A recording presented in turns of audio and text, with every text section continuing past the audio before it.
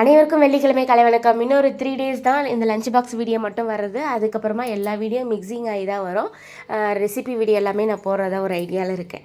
இன்னும் 3 daysக்கு அப்புறமா நான் என்ன ஏதுன்னு ரீசன் சொல்கிறேன். நேற்று வந்து ஃப்ரெண்ட்ஸோடு வெளியே போனதில் ஃப்ரெண்ட்ஸு ஃபேஸே காட்டலை அப்படின்னு சொல்லி கேட்டிருந்தாங்க சில ஃப்ரெண்ட்ஸு. நான் யாரையும் டிஸ்டர்ப் பண்ண மாட்டேன். அவங்களுக்கு வீடியோ எடுக்க இன்ட்ரெஸ்ட் இருந்தால் மட்டும்தான் எடுப்பேன். இல்லை வேண்டாம்னு சொல்லிட்டாங்கன்னா நான் டிஸ்டர்ப் பண்ண மாட்டேன். அந்த மாதிரி தான் நேற்று என் ஃப்ரெண்ட்ஸ் வேண்டாம் அப்படின்ட்டாங்க. நானும் அவங்கள டிஸ்டர்ப் பண்ணலை.